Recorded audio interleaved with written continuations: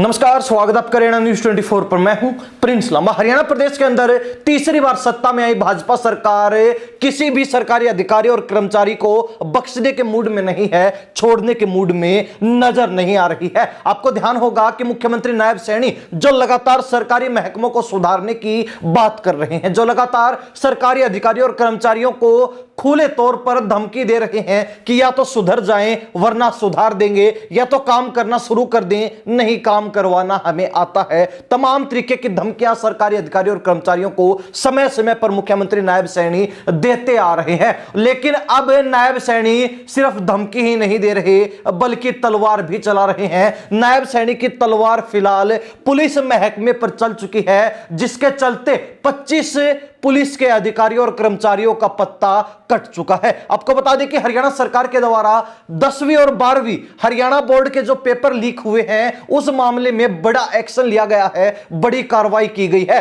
और उसी के चलते मुख्यमंत्री नायब सैनी के द्वारा सीधे तौर पर हरियाणा प्रदेश की जो पुलिस है, जो पुलिस महकमा है, उसके 25 कर्मचारियों और अधिकारियों को निपटाने का काम कर दिया है, उनको ठिकाने लगाने का काम कर दिया है। नायब सैनी के द्वारा हरियाणा प्रदेश के 4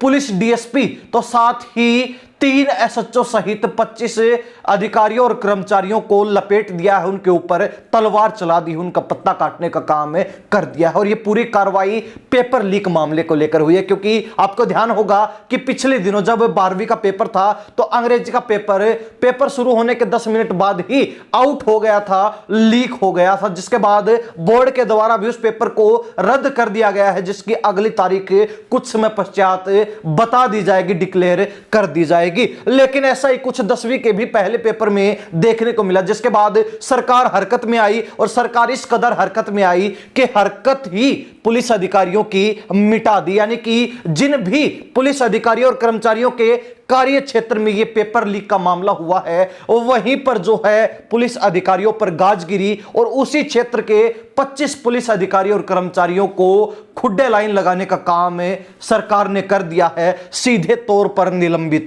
कर दिया है। हालांकि यह कार्रवाई, यह मामला यही नहीं रुकता, बल्कि मुख्यमंत्री नायब सैनी के द्वारा 25 पुलिस के अधिकारियों और कर्मचारियों पर कार्रवाई करने के बाद 5 इन्विजिलेटर्स को भी निलंबित करते हुए उन पर कार्रवाई के आदेश दे दिए हैं। इन्विजिलेटर्स का काम परीक्षा केंद्रों पर निगरानी का है, यानी कि कोई अनैतिक गतिविधि ना हो, किसी भी तरीके से अनैतिक तरीकों का प्रयोग परीक्षा केंद्रों पर ना किया जाए, उसकी निगरानी करना, देखरेख करना इन्विजिलेटर्स का काम होता है। लेकिन इन 5 इन्विजिलेटर्स के अधीन आने वाले परीक्षा केंद्रों पर इस तरीके की गड़बड़ी हुई, 12वीं और 10वीं के पेपर लीक होने के मामले सामने आए, जिसके बाद इनको भी निलंबित कर दिया गया है। तो वहीं इसके अलावा भी 4 बाहरी और 8 आंतरिक लोगों के ऊपर भी एफआईआर दर्ज कर दी गई है। यानी कि इस मामले में ना सिर्फ पुलिस, ना सिर्फ शिक्षा विभाग से जुड़े लोग, ना सिर्फ हरियाणा विभाग से जुड़े लोग, बल्कि अन्य लोगों पर भी मुकदमा दर्ज करवा दिया गया, उनके ऊपर भी सरकार का चाबुक चल चुका है। अब मुख्यमंत्री नायब सैनी के द्वारा सीधे तौर पर पुलिस विभाग को भी यह सख्त निर्देश आदेश दे दिए हैं कि परीक्षा केंद्रों के ऊपर किसी भी तरीके की कोताही ना बरती जाए। जो भी पुलिस कर्मचारी या फिर अधिकारी जिसकी ड्यूटी है और वो अपनी ड्यूटी अच्छे से करता हुआ नहीं मिलता, या फिर इस तरीके की गलतियां आने वाले समय में फिर देखने को मिलती हैं, तो उनके ऊपर तुरंत प्रभाव से और सख्त से सख्त कार्रवाई होगी। ऐसे में मुख्यमंत्री के द्वारा स्पष्ट आदेश दे दिए गए हैं, 2 टूक शब्दों में बात कह दी गई है कि न केवल पुलिस कर्मचारी बल्कि पुलिस अधिकारी भी अपनी जिम्मेवारी समझते हुए, ड्यूटी समझते हुए ग्राउंड पर उतर जाएं, परीक्षा केंद्रों पर अपनी जिम्मेदारी बखूबी निभाएं, ताकि आने वाले समय में नकल वगैरह या फिर जिस तरीके से पेपर लीक हो रहे हैं ये मामले सामने ना आए। तो वही पेपर लीक को लेकर अब सरकार इतनी सख्त हो चुकी है कि उन्होंने परीक्षा केंद्रों को भी ये सख्त निर्देश दे दिए हैं कि जिन भी परीक्षा केंद्रों पर इस तरीके की गतिविधियां होती हैं या फिर जहां पर अत्यधिक नकल होने की संभावनाएं हैं, जो संवेदनशील परीक्षा केंद्र है और जिन पर सबसे ज्यादा इस तरीके के मामले इस बार देखने को मिलेंगे, उन्हें अगली बार परीक्षा केंद्र नहीं बनाया जाएगा, अयोग्य घोषित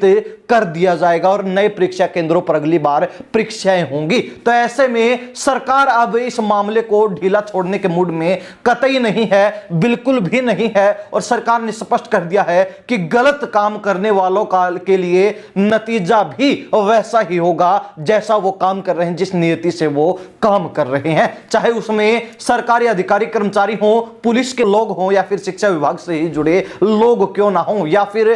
बाहरी तौर पर सामान्य व्यक्ति क्यों ना हो जो इस तरीके की गतिविधियों को बढ़ावा दे रहा है। हालांकि सरकार ने बजट सत्र के अंदर यह मामला ना उठे उसको लेकर भी यह कार्रवाई की है ताकि विपक्ष सरकार के ऊपर हावी ना हो सके और परीक्षा जो लीक हुई है इस मामले को यहीं पर दबाकर रफा दफा कर दिया जाए और इस मामले पर रोकथाम लगा दी जाए। लेकिन ऐसा पहली बार हुआ है कि सरकार के द्वारा 25 पुलिस के अधिकारी और कर्मचारियों को सीधे घर बैठा दिया हो। 4 डीएसपी जिसमें शामिल हैं, 3 एसएचओ जिसमें शामिल हैं और कुल मिलाकर 25 पुलिस के अधिकारी और कर्मचारियों पर चाबुक चल गया, डंडा चल गया और उनका पत्ता काटने का काम सरकार ने कर दिया। तो वहीं शिक्षा विभाग से जुड़े लोगों पर भी कई लोगों पर